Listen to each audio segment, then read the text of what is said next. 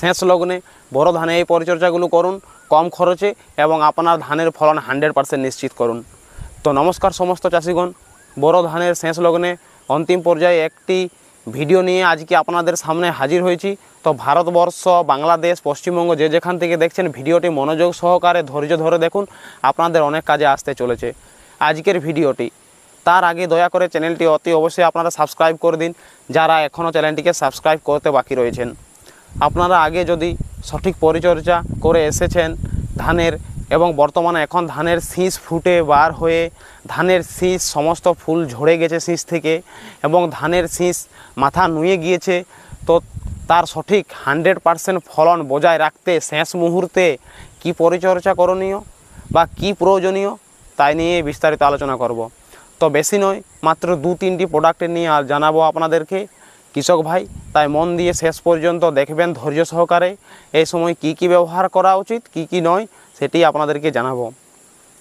তো প্রথমেই জানাই, এই সময় ধানের জন্য সবচেয়ে গুরুত্বপূর্ণ এবং প্রয়োজনীয় জিনিস সেটি হলো পটাশজনিত খাবার। তো অনেকে এই সময় ভুলবশত দানাদার পটাশ ছড়িয়ে দেন, যেটি কিন্তু কেউ ভুল করেও ব্যবহার করবেন না এই সময় দানাদার পটাশ, কারণ এটি শুধু আপনাদের টাকা অপচয় হবে, এর 100% রেজাল্ট আপনারা গাছের মধ্যে দেখতে পাবেন না। এই সময় যেটি আপনার ব্যবহার করা উচিত বা করবেন, স্প্রে আকারে বাজার চলতি বিভিন্ন কোম্পানি 0050 ফার্টিলাইজার রয়েছে সেগুলি, যার মধ্যে পটাশিয়াম সালফেট নামক কম্পোজিশন থাকে। আপনারা পেয়ে যাবেন এরিজ এগ্রো লিমিটেড কোম্পানির, তাছাড়া মহাদান কোম্পানির, এর সাথে আরও অন্যান্য কিছু কোম্পানি রয়েছে যাদের মধ্যে 00 কম্পোজিশনের বিভিন্ন প্রোডাক্ট আপনারা পেয়ে যাবেন। তো যেটি হাতের কাছে পাবেন সেটিই ব্যবহার করবেন, কোনো অসুবিধা নেই। এবার বলি এর ডোজ। তো বিভিন্ন কোম্পানির বিভিন্ন ভেদে ডোজ রয়েছে। আপনারা এরিজ বা মহাদান কোম্পানির যে 0050 রয়েছে তার ডোজ আপনারা ব্যবহার করবেন প্রতি 1 লিটার জলে 4 থেকে 5 গ্রাম হারে, এবং আপনারা 15 লিটারের ট্যাঙ্কিতে ব্যবহার করবেন 60 থেকে 65 গ্রামের মতো। এবং যারা বাংলাদেশের চাষিগণ রয়েছেন তারা এই সময় ব্যবহার করবেন কুইক পটাশ নামে আপনাদের ওখানে যে প্রোডাক্ট পাওয়া যায়, এর সাথে আপনারা ব্যবহার করবেন প্ল্যান এমিস্টার ফাঙ্গিসাইড। মনে রাখবেন এমিস্টার টপ নয়, কিন্তু শুধু এমিস্টার নামে যে ছত্রাকনাশক পাওয়া যায় সেটি ব্যবহার করবেন।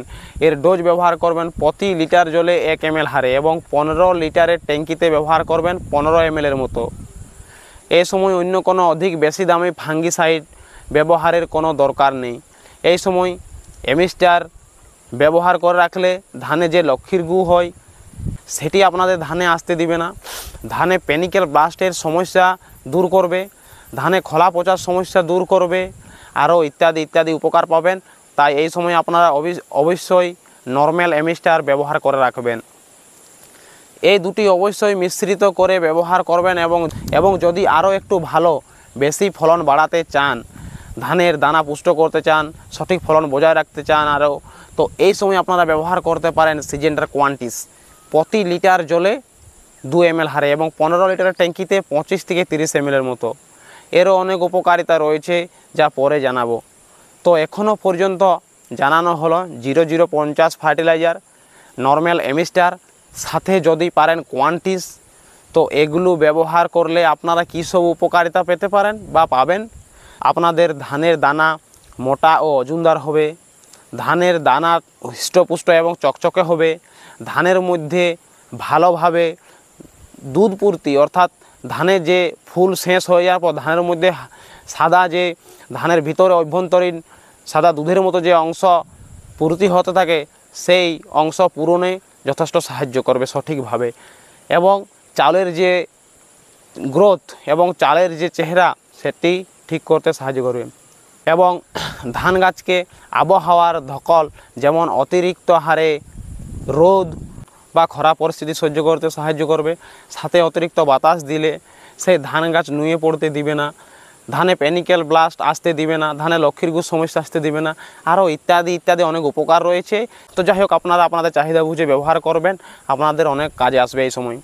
এবং আপনারা আমার আগের ভিডিওগুলোতে অনেক কমেন্ট করেছিলেন বা আমাকে অনেক পার্সোনালি মেসেজ করে জিজ্ঞাসা করেছেন যে ধানের শীষ নুয়ে যাওয়ার পর আমরা এই সময় কি কীটনাশক ব্যবহার করতে পারি কম দামের মধ্যে, যেটি বেস্ট। কারণ আপনারা বলছেন যে আপনাদের অনেকেরই কীট পতঙ্গের উপদ্রব দেখা যাচ্ছে। তো তো স্যার কম দামে কী সব কীটনাশক পাওয়া যায় সেগুলো নিয়ে একটা ভিডিও আনুন। তো তাদের উদ্দেশ্যে বলে রাখি, এই সময় যাদের ধানের শীষ নুয়ে গেছে, ধানের ফুল শেষ হয়ে গেছে এবং এখনও পর্যন্ত ধানের মধ্যে বিভিন্ন মথের সমস্যা দেখা যাচ্ছে, মাজরা পোকার সমস্যা দেখা দিচ্ছে, বা কারো কারো সাদা শীষ এখনও বার হচ্ছেই, বা এখনও গান্ধী পোকা আক্রমণ দেখতে পাচ্ছেন, আরও ইত্যাদি ইত্যাদি। তো এই সময় আপনারা ব্যবহার করতে পারেন এফএমসি কোম্পানির কোরাজেন ইনসেক্টিসাইড, যার মধ্যে রয়েছে ক্লোরএন্ট্রা নিলিপ্রল এবং যার ডোজ হচ্ছে প্রতি লিটারে 0.4 ml হারে এবং 15 লিটারের ট্যাঙ্কিতে 5 থেকে 6 ml হারে। এটি যদি না পান তো এই সময় ব্যবহার করতে পারেন প্রফেক্ট সুপার ইনসেক্টিসাইড, যার ডোজ হচ্ছে প্রতি লিটার জলে 2 ml হারে এবং 15 লিটারের ট্যাঙ্কিতে 25 থেকে 30 ml এর মতো। আপনারা কীটনাশকগুলো আলাদাভাবে ব্যবহার যদি করেন একটু আরও ভালো বেস্ট রেজাল্ট দেখতে পাবেন।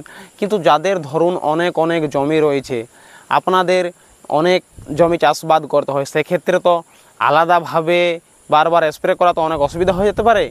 তো আপনারা দেখে নেবেন দ্রবণটি তৈরি করার সময় যে এই কীটনাশকগুলো ওই সমস্ত যেগুলো আগে বললাম সেগুলোর সাথে মেশানোর পর কি দ্রবণে ছানা কাটছে বা দ্রবণটি আগের তুলনায় গরম হয়ে যাচ্ছে, তো সেক্ষেত্রে আপনারা ব্যবহার করবেন না। তো আমি যে আগের প্রোডাক্টগুলো বললাম এগুলো আমি চাষিদেরকে ব্যবহার করে দেখিয়েছি এবং নিজেও আমার জমিতে ব্যবহার করেছিলাম, যথেষ্ট ভালো রেজাল্ট পেয়েছিলাম। দ্রবণে কোনো ছানা কাটেনি বা মিশ্রণের তেমন ক্ষতি হয়নি। সেগুলো কি এই 0050 কোয়ান্টিস এবং এমিস্টার। কিন্তু এর সময় কারো ক্ষেত্রে জলের উপস্থিতি, জলের পিএইচ বা আরও ওষুধের কন্ডিশন ইত্যাদির উপর নির্ভর করে এই প্রফেক্ট সুপার বা আরও অন্যান্য কিছু যেমন ল্যামডাসাই, হেলোথ্রিন গোত্রের কিছু ওষুধ, এই বিভিন্ন ওষুধের সাথে মেশালে কী হয়, দ্রবণটি ঠিকঠাক গাছের শোষণ করতে পারে না বা গাছ ব্যবহার করতে পারে না, সেক্ষেত্রে অপচয়ই হয়ে থাকে। তাই আপনারা যদি ওই যে আগের ওষুধগুলো প্রোডাক্টগুলো বললাম সেগুলোর সাথে এই কোনো কীটনাশক ব্যবহার করবেন, আপনারা একটু পরীক্ষা করে দেখে নেবেন যদি ব্যবহার করেন তো, এবং যদি দ্রবণে ছানা না কাটে তো কোনো অসুবিধা নেই, বা দ্রবণ যদি উত্তপ্ত না হয় সেক্ষেত্রে কোনো অসুবিধা নেই, আপনারা অবশ্যই ব্যবহার করতে পারেন। তো আপনারা জমির চাহিদা, ধানের কন্ডিশন বুঝে সঠিক নিয়মে বিকেলের দিকে স্প্রে করবেন, যথেষ্ট ভালো রেজাল্ট দেখতে পাবেন। চড়া রোদের মধ্যে কোনো কিছু স্প্রে করতে যাবেন না।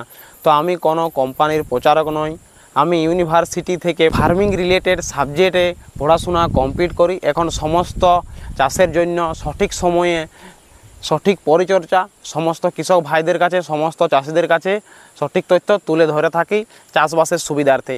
তাই আপনারা যারা চাষবাসের সাথে যুক্ত রয়েছেন তারা এই নতুন চ্যানেলটি সাবস্ক্রাইব করে রাখুন, কাজে আসবে, অনেক কাজে আসবে আপনাদের। এবং ভিডিওটিতে একটি অবশ্যই লাইক করে দিন এবং পারলে অন্যান্য যে চাষি ভাই রয়েছে সেই চাষি ভাইদের কাছে ভিডিওটি শেয়ার করে দিন। তো যে কোনো ওষুধ এই সময় ব্যবহার না করাই ভালো, কারণ কিছু প্রোডাক্ট রয়েছে যেগুলো এই সময় যদি ব্যবহার করেন আপনাদের ধানের যে কাণ্ড, সেই ধানের কাণ্ড শক্ত হয়ে যায় এবং ধানের জাইলেম ফ্লোয়েম কলার মধ্যে খাদ্য পরিবহনে মাটি থেকে একটু অসুবিধা করে। তাই এই সময় অতিরিক্ত দামি বা এই সময় অতিরিক্ত হাই পাওয়ারের কীটনাশক ব্যবহার করা থেকে একটুকু বিরত থাকবেন এবং এই সময় যে সমস্ত ফাঙ্গিসাইড বা ছত্রাকনাশকের মধ্যে জলযুক্ত রয়েছে সেই সমস্ত গ্রুপের ফাঙ্গিসাইডগুলো ব্যবহার করা থেকেও এই সময় বিরত থাকবেন, কারণ এগুলো আপনাদের সামান্য কিছু হলেও ব্যাঘাত ঘটাতে সাহায্য করে। কিন্তু যদি আপনাদের ধানের জমিতে অতিরিক্ত হারে পেনিক্যাল ব্লাস্ট, অতিরিক্ত হারে খোলা পচা বা আরও ইত্যাদি অতিরিক্ত দেখা যায়, সেক্ষেত্রে আলাদা ব্যাপার। তো সকলে যাই হোক, ভালো থাকুন, সুস্থ থাকুন, সঠিক টাইমে সঠিক পরিচর্যা করতে থাকুন এবং এই যে কোনো ওষুধ, যে কোনো ফাঙ্গিসাইড, যে কোনো রাসায়নিক সার, কীটনাশক থেকে যে কোনো ধরনের বাচ্চাদেরকে দূরে রাখুন এবং আপনারা যে কোনো প্রোডাক্ট ব্যবহার করার সময় অবশ্যই মুখে মাস্ক, চোখে চশমা এবং হাতে গ্লাভস অবশ্যই ব্যবহার করবেন। তো নমস্কার, আজকের ভিডিও এখানেই শেষ করছি, পরবর্তী ভিডিওতে আপনাদের সাথে দেখা হচ্ছে।